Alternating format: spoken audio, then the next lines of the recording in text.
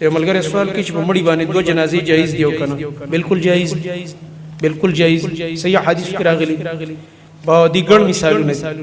نبی صلی الله علیه وسلم تپوس کوي د مسجد خادم او مسجد کې به جارو والا یو زنانه وا خدمت به کوم مشرخه او مشرخه لپاره ستر ضروري مشرخه ورنګ مو تور رنګ هغه به خدمت کوي جمعه.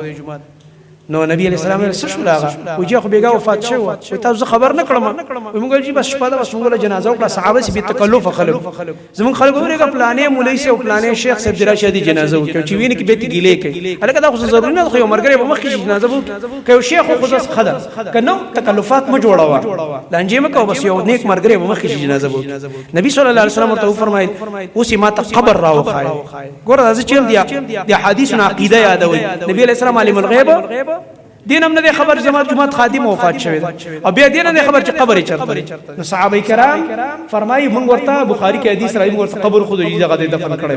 نو نبی صلی الله علیه وسلم د قبر د پاسه ودرې دوه جنازه ورلا وکړه. ګوره دوه جنازه کړې نبی صلی الله علیه وسلم دا جایز ده.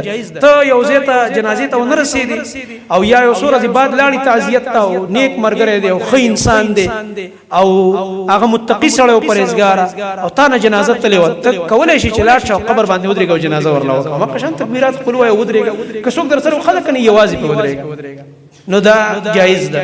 د شنورم ګڼ مثالونه په دې کې شته دي. نو دوه جنازې چې کوم دي دا جایز دي. خو دینه مسله دې عادت نه جوړي کله کله د کار په کار دی. لیکن نبی علیہ السلام زکه دوه جنازو کې خپل نه وکړي کته نم یو ځکه جنازه تلې و او دوه جنازه کې نو جایز ده. بعضی خلک د سې کوي دا رسم خدیم نه ګوره ځاول په دې رسم رد وکم ګوره. بعضی خلک د سې کوي دلته اوس مړې وشو مثلا په خبر کې یو کس وفات شو رشید ګړی نو دلته ورله یو جنازه وکي کنه بیا کلی ته وړي دا کلو ته وړل او لری لری مړی وړل دا خنې دي ګوره. خو چې الته وړي الته خلک کوئی کلی ولا کوم جنازه کوم هم نه کړی چې ته خخوي جنازه کو دوی نه بل جنازه نه کیږي الته ورته یو شوی ده نه کیږي بالکل کیږي دی الته بل جنازه ورلو ابو یې په جنازه او به دې دفن کیږي.